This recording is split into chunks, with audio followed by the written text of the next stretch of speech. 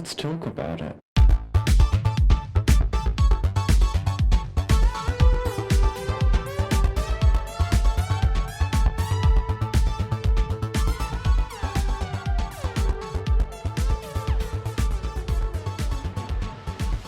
Hello, and welcome back to Thicc Radio, the podcast where we talk about gaining and everything in its orbit. I'm James. I'm Tim. Let's get into this. So today, James and I, we're flying solo again, talking about a particular topic that I think we're both pretty well versed in. We're actually talking about dating a civilian when you are a gainer. I mean, first cab off the rank, I think a lot of us in the community put out the vibes that we want to date another gainer or date an encourager or feeder or just someone from the community who kind of gets who we are. And to clarify for listeners, this is a particular episode theme. We're talking explicitly about gainers dating civilians. We're actually going to do a couple of different dating episodes, so never fear, we will cover the full gambit of those experiences. But as we said, today we're talking about specifically gainers dating civilians, which I would argue is the commonality. I know quite a number of gainers who are in active relationships, but those relationships are with non-community folk. Just going to put that out there. First port of call. You're in a civilian relationship. How did you go about meeting your partner? So we actually met during Gay Pride. I suppose we technically met through a dating app. Like we were both on Scruff. But he messaged me not with like, hey, do you want to hook up? But more like, hey, I'm going to this bar at this time. Are you going there as well? And I was like, yeah, actually, that's where my friends and I were heading. And he's like, well, I'll buy you a beer. So that's how he walked in. We actually started talking to each other. That's how we met. Previously, I've been on Grommr, and really there are no other apps for meeting other gainers specifically. I mean, you could argue that you can do that on Growler, but I was using Grommr to try to meet other gainers. Really hadn't had a ton of success. There are gainers within my zip code, but most of them are not really keen to meet up. I don't know why. So like I said, this is how I met my boyfriend, was through a total civilian dating app. I mean, it's interesting, right? Because you would think the amount of people clamoring online for a gainer relationship, that not to say someone would be desperate enough to go on the date, but if that's really what it came down to, more people would be, I think, a lot more willing to put themselves out there for the potential of a gainer relationship. But everyone's different. Some people. Well, I do have a theory about that.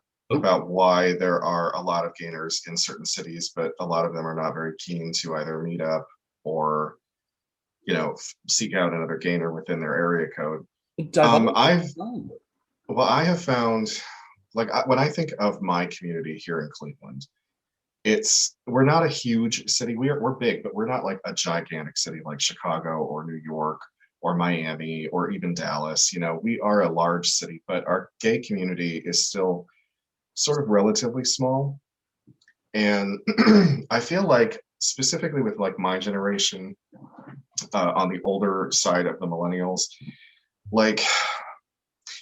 a lot of guys in this community have been together for years and years. They met when they were younger. They're still together now. They have open relationships because they've been together for so long that they no longer share any common interests. And so they're out sleeping around with other people, but they're not willing to give up the security of the relationship.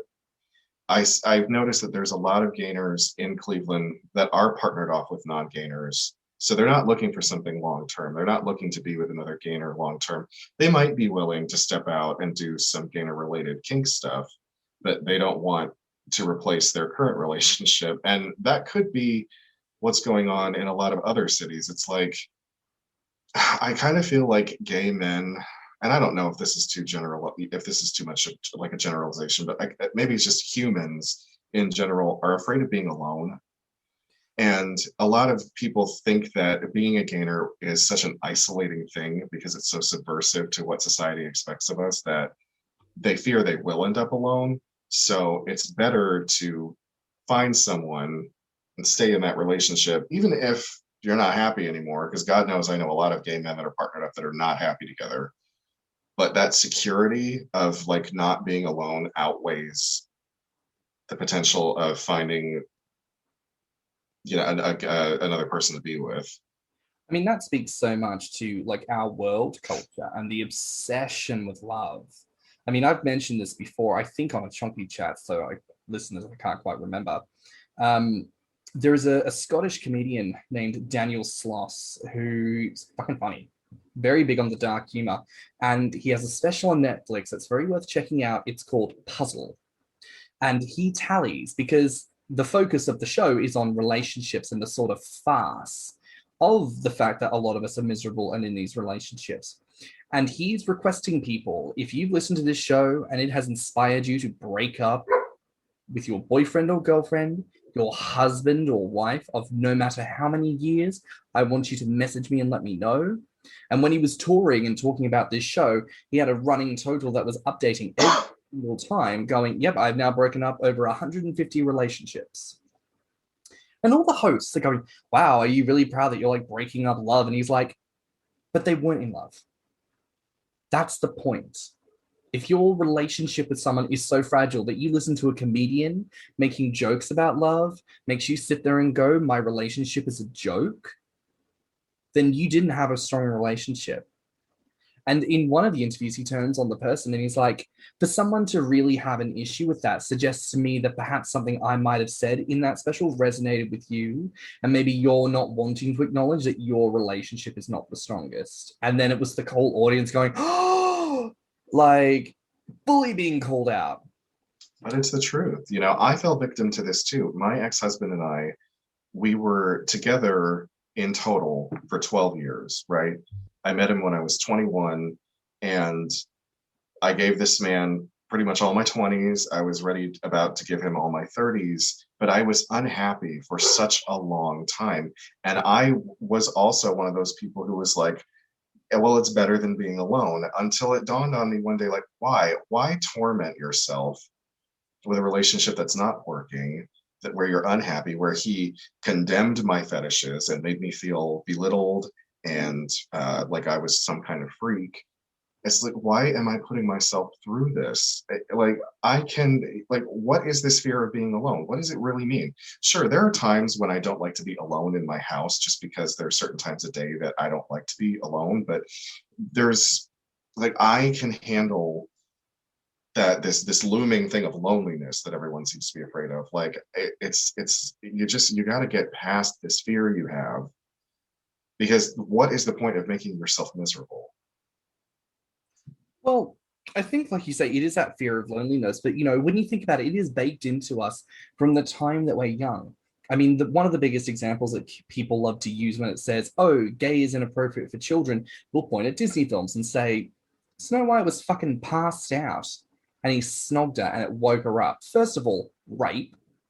Maybe it wasn't a dick in the purse, but it didn't need to be. She weren't consenting. And also, we're showing opposite sex connection. We know what happens from that point. There's babies. Literally, Little Mermaid 2. She has a child. Mm-hmm. She did that because she got a dicking. She got dicked down, which was all led through by the fact that she was making out with him on the beach. Also, that wasn't particularly healthy either. Let me just give up my family, my culture, my entire species to pursue a dick. Did you ever see that meme of Ariel where she's got the nerd glasses on, because they were putting like the nerd glasses on everybody, and it's that she's like throwing her hands up like this with a grimace on her face, and the caption something like, I gave up my family and my, you know, all this, and then it buzzes for a vag. Yeah. She wanted to get a dicking down real good. And look, no judgment, do what you want to do for yourself. But the straight, well, I think that the term now online is the defaults. Yes. The defaults love to point to that and go, well, no, that's fine. It's the queer stuff that's inappropriate for children. But whether it's queer or not, we are teaching our little people from the time in which they are too young to know the difference, where they are not able to protect themselves, where they look and they are sat in front of the TV and they are shown this is what life is. Life is you get with someone, that is it. Life is you have a kiss one time and that's it, you're done. We romanticize this idea of a soul, true love. But what if you met them and they were a cunt? But we put so much emphasis on no, you have to have a spark, and if there's no spark, then it's not worth it. You have to get married to them before you have sex with them, because that's what it means. You have to fall in love, and you have to be committed, and you have to do all. It's too much. It's too much. People are weird, people are crazy, and I love my independence far too much to exist in a situation where I don't have an opportunity to get the fuck out if it's not appropriate to do so. And people look at that like that's the crazy thing. And look, maybe some people are listening to this and thinking, that is a bit crazy.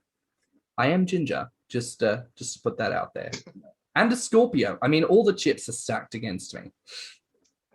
But you can't see it. Tim's like nodding his head like, yeah. Well, because I am also with a ginger Scorpio. So, and I am a Cancer. So, and it's funny. We talk about astrology every once in a while on the live streams. I probably read into it way too much, but I had never dated a Scorpio up until now. And I don't know, I guess I never realized how much fun yet how crazy they are. Yeah, soz. Like you're never bored. You're never bored. That's a very polite way of putting it. I mean, look, I never used to put stock into star signs until someone sat me down and pointed out, like, you're a Scorpio rising with a double Aries. No, sorry. A Scorpio with an Aries and another Scorpio. My Hogwarts house is Slytherin. My personality sign apparently is the one who manipulates people if they get in my way. Like, just every point on the compass points to Satan. Like, if I was one of those characters in a book, right? Like, I live in the normal world, I get sucked through a portal into the realm of magic, and I'm a part of a team of young people who've been called on to save the planet, but one of us is going to be the evil dude. Like, I know it's me.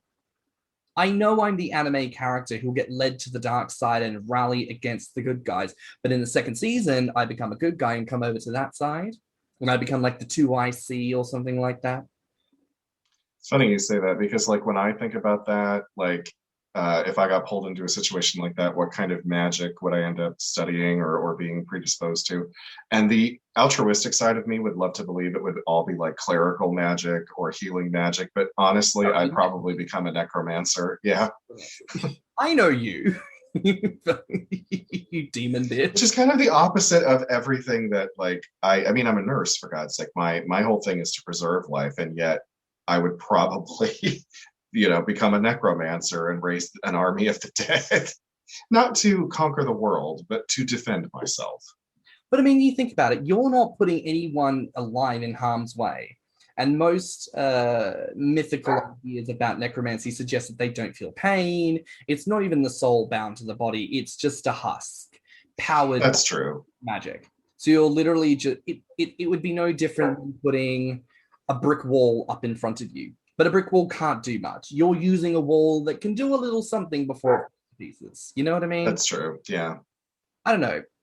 But weirdly enough, on that topic of, like, there's that misunderstanding. I think in dating, there's misunderstanding when it comes to what are our motivations. Like you said before, some of us just don't want to be alone. And what I was saying, I think some of us are so desperate to find someone that it doesn't matter if their puzzle piece doesn't fit our puzzle piece, we will just fucking jam them in there. You see the joke about someone trying to make a puzzle, they'll get the scissors out. Mm-hmm. And it's like, what are you going to do with that? You can't hack something apart. You're going to love me. You need to love all of me. And again, as a ginger Scorpio, you need to love all this fucking batshit banana bonkers bullshit. Straight up. Self-love also means I'm not going to change myself for anyone. And that's its own challenge. It is. So I'm going to ask you, you've never dated a gainer, right? No. Well, I mean, briefly I dated an encourager, but it never got serious. So, like, maybe you haven't dated another gainer, But if you had the opportunity to, and look, let's suspend belief, Matt's dead, everything's fine, there's no hang up, this guy comes along, he's a gainer, are you going to be thinking, oh yeah, I particularly want to take a chance on this one? Or are you thinking, yeah, like unbothered, gaming is cool, but largely it's about the person? I mean, yeah, it is largely about the person. I would be a little bit more interested in pursuing it. I'd be like, okay, let's see where this goes. Let's see if this can actually work, because we see that some gainers do partner up and have successful relationships, and they do meet each other through Grommr sometimes. But yeah, I would be definitely more interested in pursuing that one than, say, other relationships that I could potentially form. But like I've said before, just having the same fetish in common, it's not enough to sustain a relationship. No. And it is a little foolish to sort of think that that will be sufficient. It's a similar vein of thought to suggest that sex is what should drive a relationship. Even if you're a person that is very sexual, hypersexual, and sex is very important to you, that can't be the main focus of a relationship. It's one facet. Personhood has to be first and foremost. I think based on maybe what the listeners have overheard in previous episodes when Matt's made an appearance on the pod, he knows that you're a gainer. Yes, he does. You've been out as a gainer to previous partners.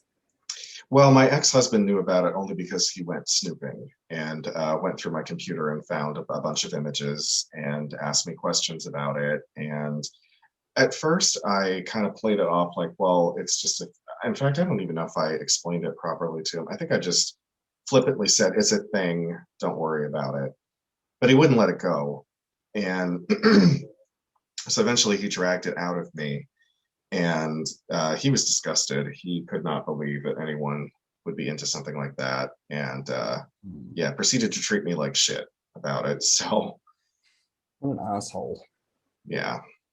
So. Well, because his whole thing was like, well, I don't look like that. I'm like, well, I know. Like, obviously you're the, and also, I should point out, like, a fat man is not the only type of man that I could potentially be attracted to. I mean, I think men are gorgeous at any body size, shape, waist size. Like, yes, of course, the chubby guys are the ones that are a preference, but it doesn't mean that it has to be that way.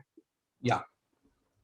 I mean, it's kind of interesting. I think sometimes, like, even to speak a bit broader here, I think a lot of gainer types get a bit weird with non-gainers in the gainer community. They kind of think, well, why are you here? Mm-hmm. And our whole deal is worshipping fat dudes. Like, no one does it better than us. Not even chasers. Chasers might do it for just purely kinky reasons. Like, yeah. I don't care if you hate yourself, I just want you to grow big. Other gainers probably look at that situation like, I think you're sexy as fuck. You don't have to gain. I need to. That's for me. Yeah. I'll show you what I like done to a belly. And oftentimes it's better. That's not to, again, critique anyone, but I don't know. All types have a place in our community, as do all relationship dynamics. I think in that case, some people need to be a bit more open. I'm curious, with your ex, you said he went snooping, so he found out. What was that situation like with Matt? Did you have like a particular plan on coming out to him? Did he already know you were a gainer before you guys like sealed the deal? Like, what was the... This was tricky. Like, I really, because I did contemplate, well, maybe I just won't tell him. And I was like, no, you've done that before. You've done that your whole dating life. You've kept this secret from people. You haven't been honest about it. Look, if you really, I was telling myself, like, if you really think that this is going to become serious, you need to just be honest about it. And then if he flips out, he's not the one. You've got to find someone who is going to, like, even if they don't decide to embrace it completely and like do it with you, that they can at least be, okay, cool, that's what you're into. I still love you. I still think you're a great person. So I kind of agonized over this for a while. And then finally I sat him down when I knew that things were about to get serious. It's like, and I was like, I have to tell you something. And of course, that sounds so ominous when you say that. And he's like, okay, what? And I'm like, well, I have a preference of body type. I prefer, I said chubby men. And I was like, because Matt has when we met, he was a little bit thinner than he is now, but he still had a really big, juicy ass. He Mm. had some gorgeous love handles. He Mhm. had just this, little bit of a belly in front. And I was like, and I said, you have been chubby before, and I just want you to know, like, I don't expect you to get bigger. I don't expect you to be chubby if you don't want to, but like, I really prefer you like this. And he took it a minute to like mull it over, and he was just really cool with it. He's like, okay, awesome. It means I don't have to starve myself. I mean, that's a really healthy approach to that kind of a conversation. I mean, look, everyone's going to feel differently about things, and of course, you respect someone's commentary and decision for themselves because that's what you do. That's how it works. But it is nice when you do not have to stress or struggle. You can just say it and be like, "Oh, everything's all good. Yay, that's wonderful." Like, Well, then I had to tell him, like, by the way, I am also trying to get bigger myself. I said, like, I'm doing this sort of muscle and fat combo. I want to build up my muscles, but I like my belly and I want it to be bigger. And he goes, that's cool. I like guys with bellies anyway. And then I asked, are there any like hard, like no's or hard limits for you? He said, well, I'm not really into super chubs. And I said, define super chub. And he's like, well, like 450 plus. I'm like, that's awesome because I don't intend to get that big anyway. So win-win. oh, there you go. You know, in a world that is more body positive and having these frank, open conversations with people, you discern that there are people who aren't so negative and against the concept of someone getting fatter. It's also such a common rhetoric idea. People settle down, they get married, you get relationship gut, you put on the comfy 15, you get fat in marriage. Like it happens, in many ways. You want to see a fat old person. You don't want to see them like scrawny and skinny when they're just like a sack of bones. You want them to look all cuddly and plush, that makes sense in like an older person narrative. There's a lot in our world that lends itself to this. So I don't know what the takeaway from that is. Maybe understanding that coming out as a gainer to a potential partner may not be the world ending that some of us kind of tout it to be. Do you think that as a gainer you miss out on anything being with a civilian instead of a gainer?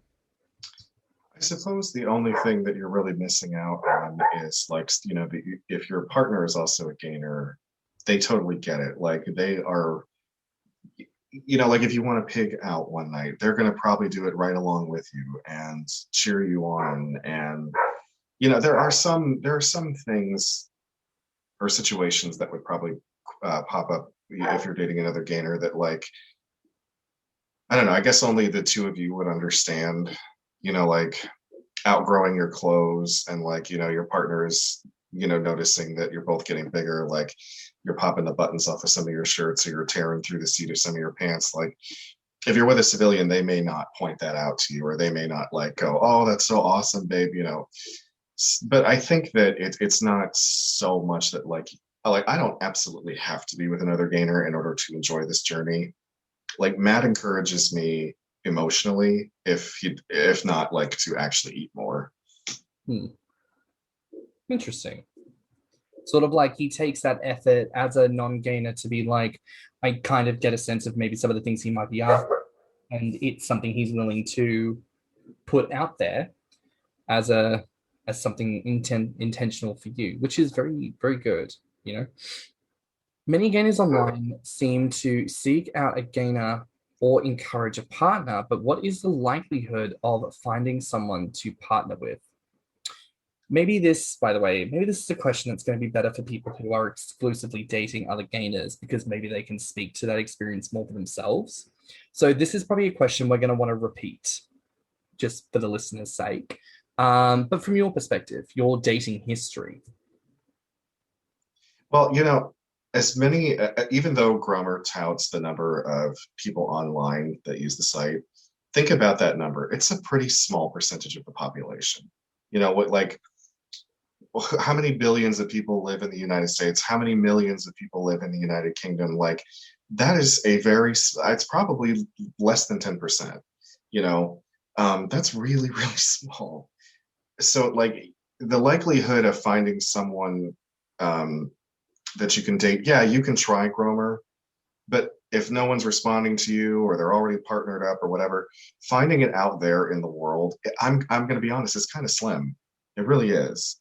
You know, you're far more likely to find somebody who's into bondage, or you're far more likely to find someone who's into some other type of BDSM, or, you know, hell, even like fisting and rope play, you're more likely to find than someone who's into gaining and encouraging. It just in the bar scene that I have been in for years and years and years, everyone was totally fine with some of the BDSM kinky stuff. But you know, you mention getting fat on purpose, or even mention that you're into chubby men, and they all look at you, you know, side eye. I think it's pretty slim. Ironically, pretty slim. But you know, that also speaks to fat phobia, prevalence of fat phobia, and the fact that, you know, not any other minority group shouldn't be further ahead. But you know, we've made great steps in many instances towards acceptance, and you know, equality of people of color, and you know, bringing that all up in the queer community, trans individuals, you know, even people living with HIV/AIDS. Yeah, Breaking down that's stigma. very true. Steps are being taken, but being fat still very much seen as something that someone is apparently deserving of being treated very, very poorly for, you know. I guess because if I'm going to play amateur psychologist and try to get inside their heads about this, I guess they would look at it like trans is not something you can help. HIV/AIDS, it's preventable, but you know, I guess they think, well, if you get it, you didn't ask for it, so you can't help that either. And people still see being overweight as something as, yeah, you can change that, you can help that. That's something you chose. And in our case, it is something that we chose. I mean, we made an active decision to do this. So and they don't know that just looking at us, but I think that might just be the way society views fat in general, is like, you can control this, you did this on purpose, you don't deserve any sympathy or respect. Yeah, and I think it speaks not just to how society sees fat people, but also what society sees fat as, which is as an illness, a disease, you know, as something contagious almost. Because the way certain people will like, oh, do you want to go grab a bite to eat? Yeah, but only if we go to like certain places. The inference is, I don't want to go somewhere that you might want to go because you want to be a fat pig. I don't want to go to McDonald's with you. I don't want to do this. Like I had this back at the last job when I worked at a consultancy. Like part of the role that I was doing, anytime they wanted to set up some kind of business lunch, they wanted to go to a nice restaurant. And to be fair, in the center of London, there's plenty, you know, and it was always nice to try and pick somewhere, do something, blah, blah, blah, blah, blah. It was fine. But then there was one instance where they left it to me like, oh, just pick somewhere that we can all go and hang out or something. And I was like, okay. And I'm looking at the local list of bars. And someone was like, yeah, just not a McDonald's, James. And I looked at them sideways because I will make jokes about my weight. I'm the first person to make jokes about my weight. Mm-hmm. But I'm looking at them sideways like, what about me, can I just ask, insinuates that my ability to be sociable and have drinks with someone is dependent on being able to get a Big Mac whilst doing it. Like, why was that what you went for? And I asked them about it afterwards, and they got very quiet and they got a bit awkward about it. And I did say to them, you need to think about what you say, because I don't get offended very easily, but you said that out loud in front of everyone. That was very unkind. Do better. Because that's the kind of casual fat phobia that exists. Even people who are confident and walk in it every single day, and there are still moments that get you. So it can be difficult sometimes. I remember when I first got here, I started dating this guy. His name was Michael. He was a German Portuguese guy who grown up on one of the islands in the Channel, one of the Channel Islands. He was a lawyer. He was thick and cute and handsome, 40-year-old something, really great skin, knew how to cook, vegetarian, but that was fine. Mm-hmm. And I remember coming out as a gainer to him because part of me moving here was with the intention of connecting with another gainer. Yeah. So when he and I hit things off, I thought, well, that's fine. You know, I'll just tell him and everything will be cool. Look at the size of him. He surely knows. Mm-hmm. He got very weird with me, which was the most uncomfortable because he didn't even snap or say, that's weird. He just got weird. And, you know, obviously things didn't work out. Yeah. But, you know, I remember that experience and feeling so vulnerable because in that moment, he refused to even validate by saying yes or no. He just left it silent, very intentionally silent. And it was very uncomfortable. So, you know, there is something to just being honest as well. Mm-hmm. And that would also be my bit of advice. If you're listening to this and you're not a gainer or you're not into gaining and you're dating someone who's a gainer or dating someone who's thinking about trying it and you're not comfortable with it, first of all, I want you to challenge yourself on why does it make you uncomfortable? Is it genuinely just something you can't gel with? Or do you have fat phobia? And do you need to resolve that? But the second thing is just be fucking honest. The lack of honesty, the lack of upfrontedness, it's never going to work out. You cannot do this closeted. Yeah. You cannot do this hidden and concealed. Do you understand that your partner will see you get fat? And if they don't know that you're doing it on purpose, they're going to go, God, what's wrong? Are you depressed? Is it medication that you're on? What, do I not cook well for you? Why are you getting fat? Because that's what happens to the defaults. I agree. Be honest, but be kind about it, because the last thing that anyone wants to hear is, oh my God, you're a fucking freak. Like, there are ways of voicing your, well, I guess not disapproval, but like that you're, there are ways of saying that this isn't really my thing or this isn't in my wheelhouse without being a complete asshole about it. Just that's the thing that really devastated me with my ex is don't do that. Don't make people feel like shit because of something. Like, you can't control your fetishes any more than you can control your sexuality. Do you think there is an unreasonable expectation on what civilian partners can be comfortable with, especially what they're willing to engage in?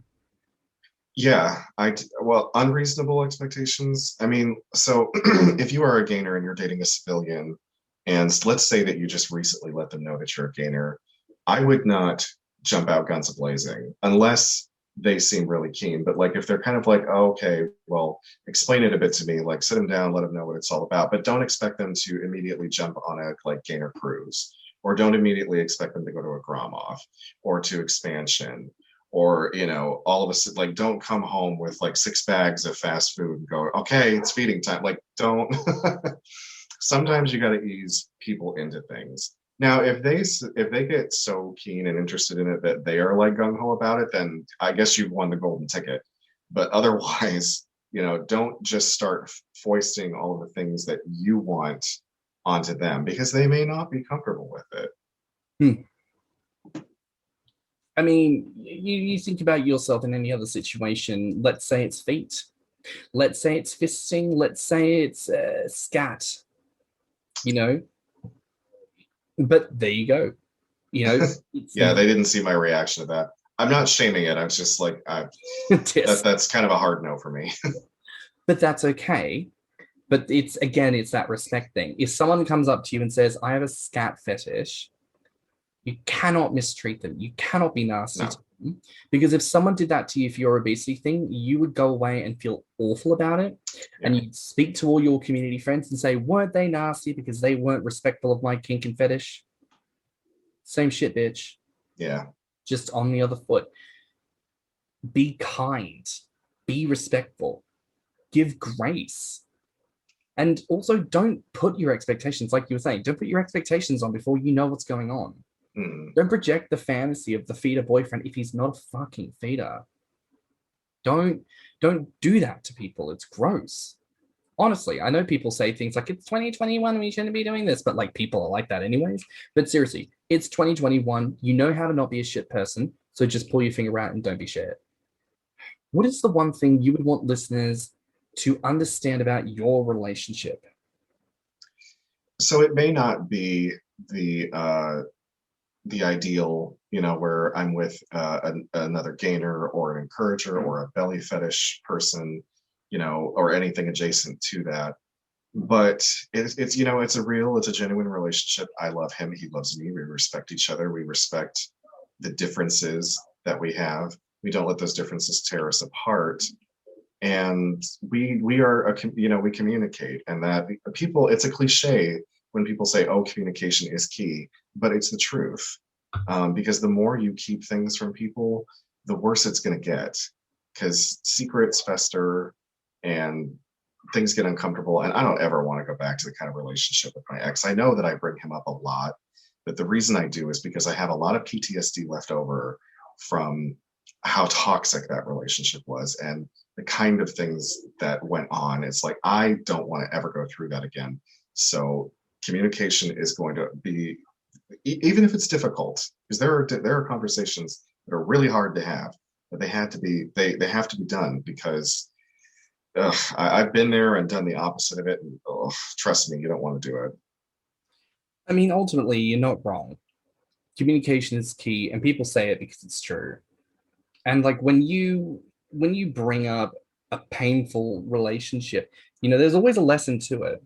And it sucks that the frequency that you bring it up, there always seems to be like a different lesson, like that you must have been hurt so much and in so many different ways by this person to have learned so many different lessons. But that's on us to be ears and hearts open. Listen and receive. Should we have to go through a horrible abusive marriage because we weren't willing to listen? No. I think that might be part of the reason why, listeners, I talk about him so much. Like, take from me, I am the cautionary tale. I am what happens when you don't stand up for yourself. Like, that is the reason why I bring up these horrible stories, is because don't do what I did. Don't acquiesce. Don't lose your power.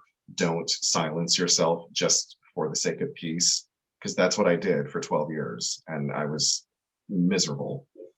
So you think about it, like that length of like sad relationship is the equivalent of like a middle schooler. Basically, yeah. You got together, had a baby, raised that baby, it became a middle schooler.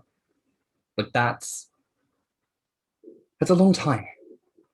And it's worth in those moments realizing and remembering that your life isn't over because of it.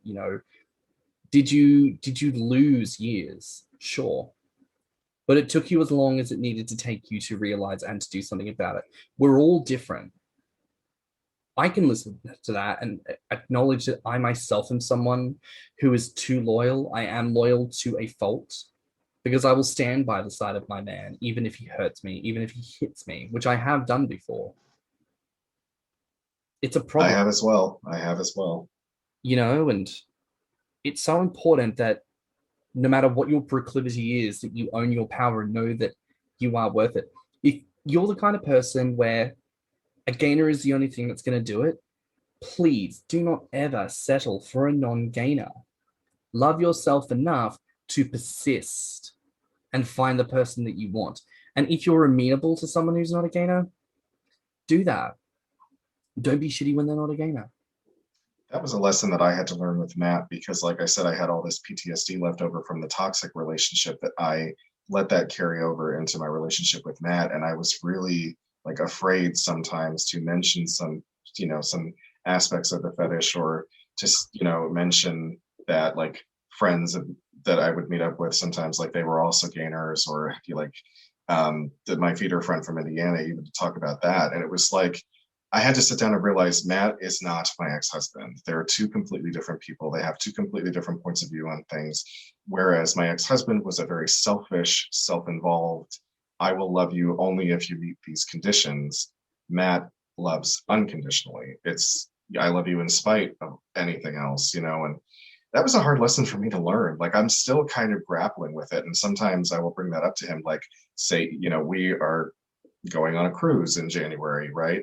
And I was very afraid of being like, oh, I don't want to go on this vacation without you, because I'm going to afraid that you might resent me for it. And he's like, why would I do that? Why would I resent you for wanting to go off and do something on your own? You've told me before, you've never taken a trip like this before. You've never done anything for yourself. Go have fun. I'm going to be, he said, like, I'm going to be here. I'm going to be in school. I won't have the time. Like, it's fine. Go. But I had all this shit in the back of my head going, oh, he's going to get mad. He's going to resent you for this. He's going to, it's hard to turn that shit off sometimes, but I'm working on it. But it's so important as well because, here's something I say, right? And this is something I believe truly about all relationships.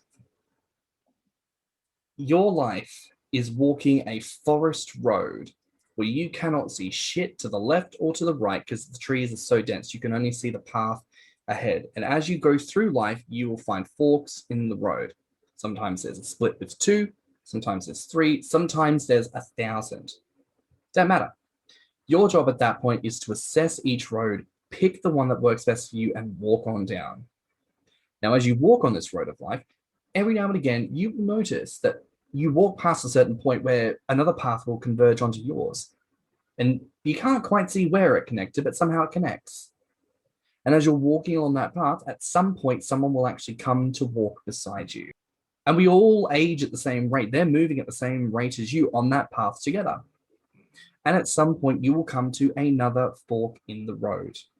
Now, what you've both got to do is actually still continue to pick the fork that is right for you.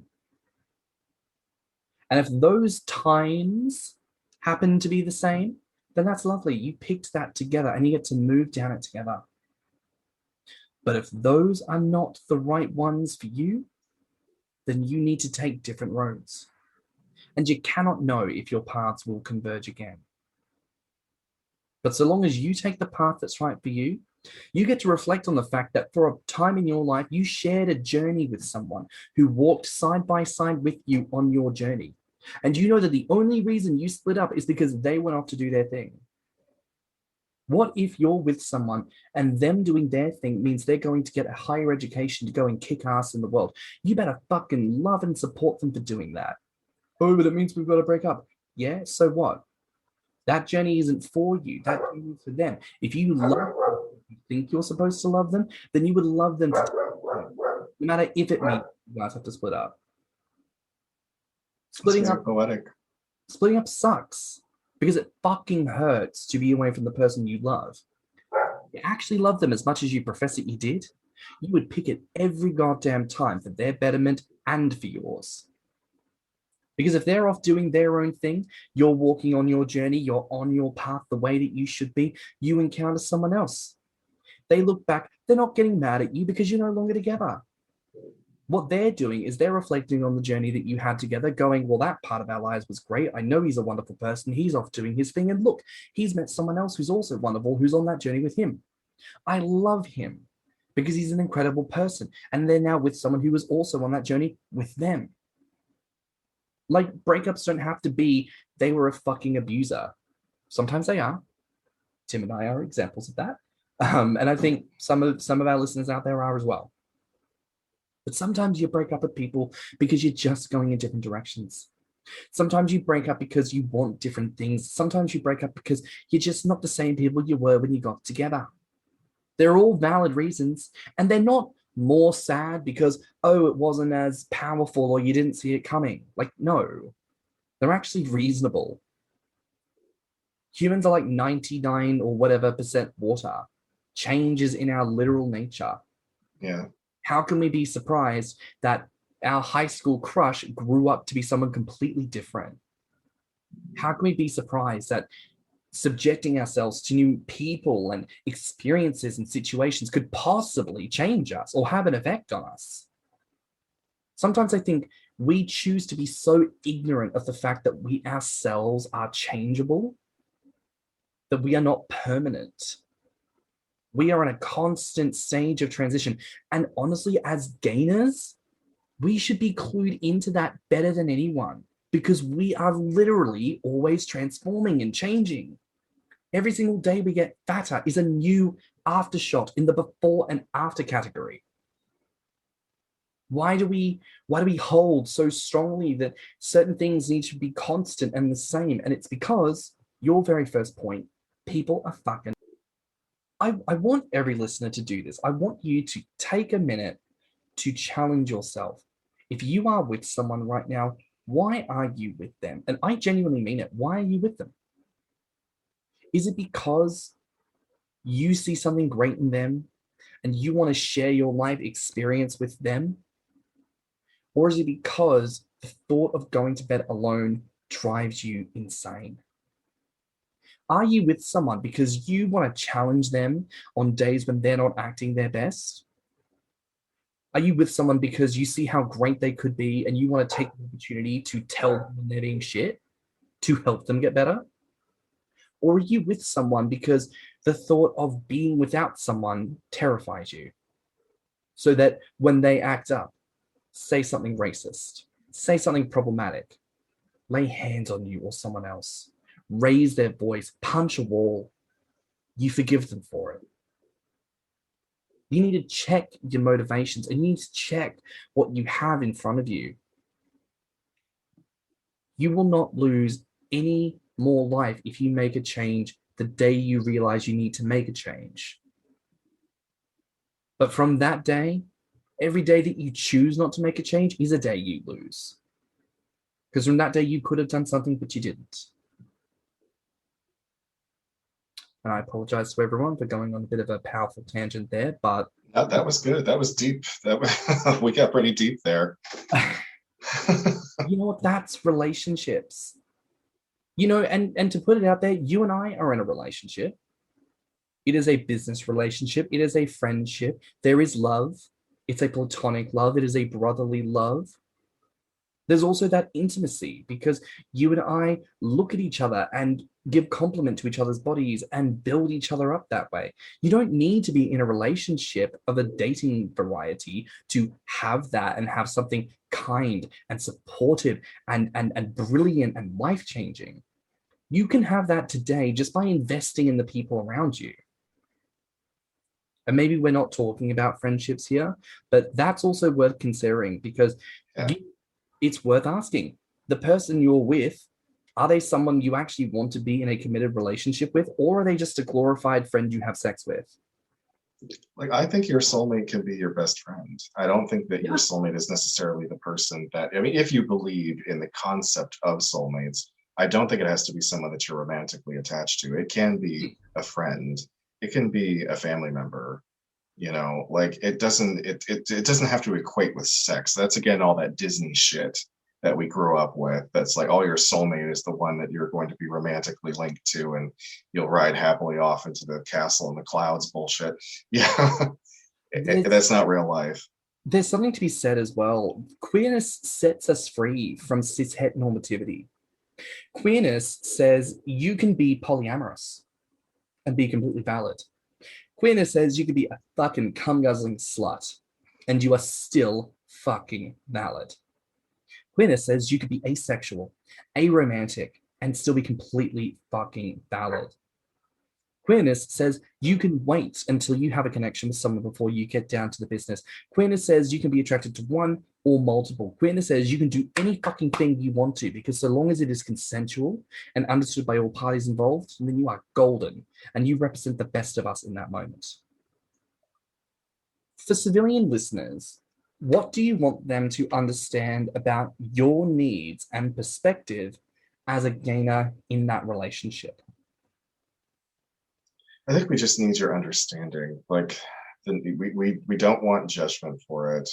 And it's okay if, as a civilian, you're not into it. That's fine. We don't, or we should not expect you to be into it. But don't judge it, obviously, because then that's just going to make everything awkward and uncomfortable. Understand that it's something that is innate. It's something it's in our sexual DNA. We can't get rid of it. It's not going to go anywhere.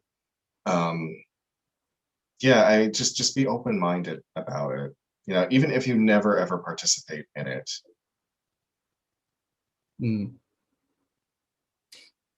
Yeah, I suppose that would be a desire for understanding as well. Like, you don't have to do anything you don't want to do, but please respect that if I still need something gainer related, then there probably needs to be a sense of openness in that relationship for that to be sated. Because otherwise that's not gonna work. It's not gonna. Not every gainer needs to have the itch scratched. Some of us do. And if I don't get scratched, I'm going to end up hating you. And that's not even me trying to be all Scorpio about it. That's just me stating the truth. If you want to be with me, understand that I'm a gainer and go, oh, but I don't want you to participate in that and I'm not willing to, then you got to understand that that's not going to pan out. It's not going to happen for either of us. So we do have some listener questions. Oh, good. So I want to ask you, what is an unexpected benefit of partnering with a civilian? Well, I think, one thing with me and Matt was kind of introducing him to a whole new world that he had heard about it, but he didn't really know what it was. And so I got to expose him to this new world of fetishism. And actually, it's so funny. Lately, I've been getting some requests on Facebook from gainers. I'll put it out there. I'm not going to say who, but I have been getting some friend requests on Facebook from gainers that I have seen. And I noticed that we all seem to have at least one mutual friend. And who does that happen to be? But my boyfriend.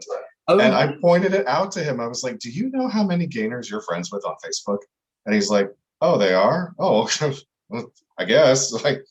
And he's just so nonchalant about it. Like, yeah, okay, great. I have all these gainer friends. It's fantastic. Like, what do I care? So that's... No, go ahead. My housemate, we joke and we call him a gay nexus, as in he knows fucking everyone. And he does. He's a very popular person and knows a lot of people, not only in London, but around the UK. And so I notice every now and again, gainers have him as a mutual friend. And I find that so funny because, yes, he's a gay nexus. Well, probably more like a gay bear nexus. But like, gainers, we're out here in these streets, we're in these communities doing our own thing, And I've never named names to him except one person, because he was a bit like, oh, why are you meeting up with him? And I was like, because he's a gainer.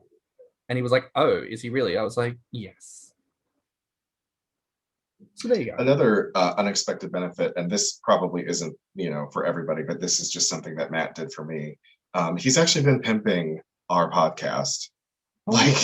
He's been telling people, because he plays rugby, and some of the guys one guy on his team and a couple of guys from another team are also gainers, and he's been pimping our podcast. Like, oh, you should contact him and ask if you can guest on the podcast. I was like, I wasn't expecting that to happen. He's out there pushing our product, God bless him. Well, listen, when we've got like a merch stall at the Grommr, he can like run stall with us and stuff. Can you imagine, Matt? Like, hey, faggot, have a shirt. You know what? And that's exactly what he would do too. So look, I think there is that possibility for the future. And you know what? I think considering what we're seeing today with Instagram and Twitter and TikTok, for goodness sake. Yeah, I was really surprised by how many gainers are willing to put themselves, myself included. I didn't think that I would be willing to put it all out there. Now you were thinking about it and you put yourself out there, and how much positive fucking feedback are you getting for your goddamn TikTok?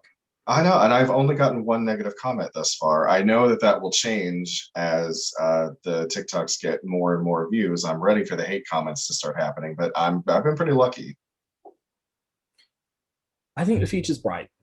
I think there's a lot of opportunity. And look, listeners, I know this episode, maybe there were some deep moments, but I really hope that listening to that, if it resonates with you, please take the time to do some introspection, have a think and a feel, just ponder it, just feel it out. Genuinely. If something we've said challenges you, if something we've said supports you, if something we've said makes you feel any type of way, don't run from that feeling. Hold on to it, explore it. Because no matter... You've got to experience those emotions sometimes. You just got to get yourself through it. You got to work through it. Like, you can't run from it. We all did it at one point, and we were unhappy as a result. So, as Trixie once said in a funny voice on an episode of, if the Lord can lead you to it, he can lead you through it. I don't want to quote her because RuPaul's turning out to be something of a problem these days, but that very cliche quote, if you can't love yourself, how can you love someone else? I feel like we need to tweak that a bit. and come up with something else.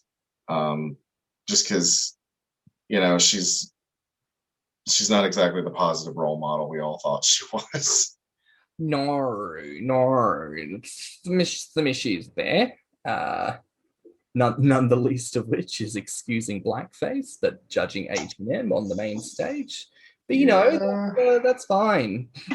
In 2021, with all the conversations we're having, that's perfectly fine. Just to clarify for listeners, that was sarcasm. It is not fine, nor permitted, nor supported by this podcast in any way, shape, or form. But I think that's our episode for today. Tim, how are you feeling, having spoken about your experiences today? That was pretty cathartic, actually. I didn't expect us to go quite as deep as we did with it, but, fuck, I don't know what to say here. But maybe that's it. Maybe it was so cathartic, you already got out all your thoughts. Maybe there's nothing left to say because you left it all there for the listeners. I mean, I want people to not be afraid of dating outside of a community. A lot of people, I've seen posts on Grommr before that says, like, I will not date outside this community. And that's fine. That's fine if you really feel that you cannot be with anyone else but another gainer or encourager or someone who is involved in the fetish. But I would say just be open to it, because sometimes, love, it can be surprising. It comes on when you're not looking for it. And it might be someone who has nothing to do with the community. And that this person is just so right for you. I would also hate for anyone to be like, yeah, I really like this guy, but I'm not going to pursue it because they're not a part of the community.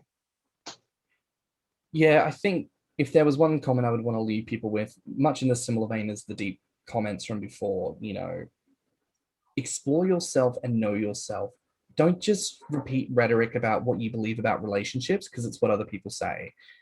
Challenge yourself. Do you genuinely believe in monogamy? Do you genuinely believe in what the relationship dynamic you're currently in means to you? Just pause and think about it. If something comes as a result of that, maybe it might be a bit weird at first, but do you know what? I think it's really worth it to take that extra time to get to know yourself just a little bit better. But I think that's our episode for this week. Tim, again, thank you so much for sharing all of your thoughts and feelings as the sort of main speaker for today, which has honestly been so lovely, like hearing more of your thoughts about everything. I find you to be someone who's so articulate with your experiences. It's really quite admirable as well how much you have shared, in some very painful experiences. And I really do hope, listeners, that if you get the opportunity to send them a bit of love and a bit of thanks for sharing and being so vulnerable with us today.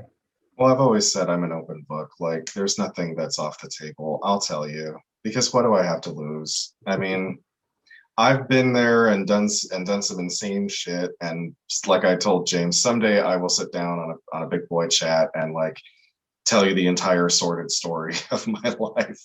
But, just being able to give little snippets here and there and hopefully offer some sage wisdom, for anyone who might have gone through what I've gone through or is currently going through what I've gone through. I hope I can help. There we go. But that's a wrap for now here on Thicc Radio. Please remember to like and subscribe, rate and give us 5 stars, and please leave a good review. As always, you can find me on Grommr and Instagram at stannnum, and Twitter and YouTube and TikTok at stannnumg. And you can find me on Grommr as Orpheus. You can also find me on Instagram, Twitter, YouTube, and TikTok as Thicky Mouse. And of course, you can find more of what we talked about today on Instagram and Patreon at Thicc Radio. But until next time. Bye, Fats. Bye, Fats. Let's talk about it.